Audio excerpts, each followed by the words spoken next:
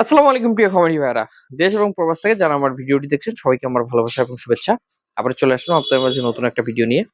আপনারা অনেকে আমাকে প্রশ্ন করেছিলেন যে একটা নতুন গরু আনার পর আমি খামারে কি করে থাকি।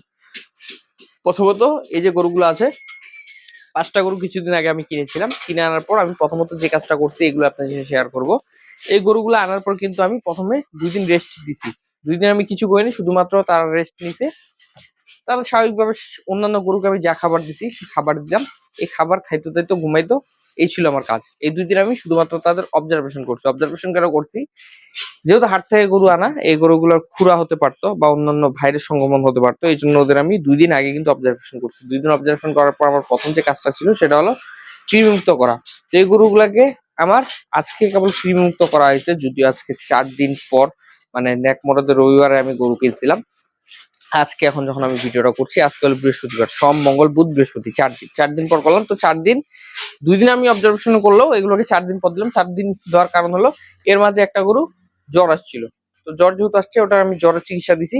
তো সবগুলোকে একসাথে যেহেতু আমি কৃমিমুক্ত করবো, এই জন্য কিন্তু ৪ দিন পর দিচ্ছি। একসাথে কৃমিমুক্ত করার একটাই কারণ, যখন আমি এই গরুটাকে কৃমিমুক্ত করবো ওটাকে আবার করবো না। তখন যেটা হয় যে এটাকে কৃমিমুক্ত করে ফেললাম, ওটাকে করলাম না, কিন্তু এটা যে কৃমিগুলা এটা কিন্তু এটা পেটে ঢুকে যায়। আবার যখন ওটাকে কৃমিমুক্ত করবো আবার এটাকে করবো না, তখন কিন্তু ওর যে কৃমি বা যে নোংরা আবর্জনা গুলো পেটের ভিতরে আছে এগুলো আবার এর ভিতরে সংরক্ষণ করে।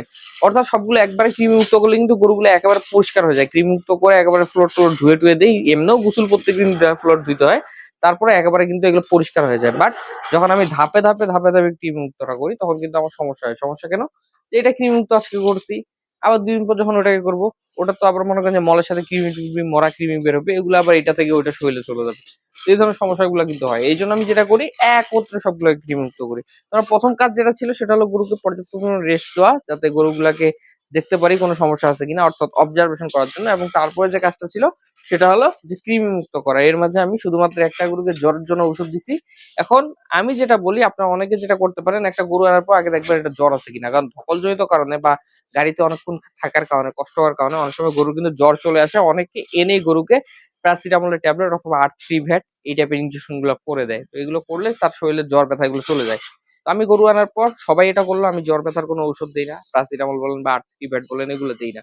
কেন দিই না? আমি যেহেতু গরু কিনি আমার আশপাশ থেকে ৪০-৫০ কিলো সর্বোচ্চ দূরে গিয়ে গরু কিনি, এর বেশি দূর থেকে গরু আনি না। তো আমার কাছাকাছি গরু থাকার ফলে আমার কিন্তু গরু তেমন ধকল হয় না। কাজে আমার এই R3 ভ্যাট বা প্যারাসিটামল গ্রুপের ইনজেকশন বা ঔষধ যে প্রয়োজন এগুলা হয় না, আমি দেই না স্বাভাবিকভাবে। এই ২-৩ দিন অবজারভেশনের মধ্যে যদি দেখি যে হ্যাঁ প্রয়োজন আছে তাহলে দিই। যেমন এই যে ওই গরুটার জ্বর ছিল, ওই গরুটাকে দিছিলাম, ওই কালো গরুটাকে। এগুলো জ্বর হয়নি, কোনো কিছু হয়নি, এগুলোকে দিও না। এগুলোর পিছনে ঔষধ আমার খরচ করার প্রয়োজন নেই। তো আমার যে কাজগুলো থাকে প্রথম পর্যায়ে, মানে প্রাথমিক পর্যায়ে, সেটা হলো একটা গরু আমি আনি, আনার পর আমি গরুটাকে ২ দিন অবজারভেশন করি। এর মাঝে যদি কোনো গরুর জ্বর আসে বা কোনো ব্যথা-ট্যাথা জনিত কোনো সমস্যা থাকে তাহলে সেটা চিকিৎসা করি। আর যদি খুরা চলে আসে তাহলে তো গেল কপাল গেল, করার কিছু নেই। আর যদি তারপর দেখি না সুস্থ আছে, তারপর এগুলাকে জাস্ট আমি কৃমিমুক্ত করে দিই। কৃমিমুক্ত করলে আপাতত প্রথম ধাপটা আমার কমপ্লিট হয়। এবং পরবর্তী ধাপে আমি যা করব এগুলো ধাপে ধাপে আপনাদের দেখাবো। এগুলোকে আজকে কৃমিমুক্ত করা হয়েছে, কালকে থেকে লিভার টনিক এবং জিঙ্ক দেওয়া হবে এবং ৭ দিন পর কলিজা কৃমি ইনজেকশন দেওয়া হবে। তো সে কলিজা কৃমি ইনজেকশন দেওয়ার পর কি করতেছি না করতেছি সবই দেখাবো। আজকের ভিডিওটা এখানে শেষ করলাম। সবাই ভালো থাকবেন, সুস্থ থাকবেন। আসসালামু আলাইকুম।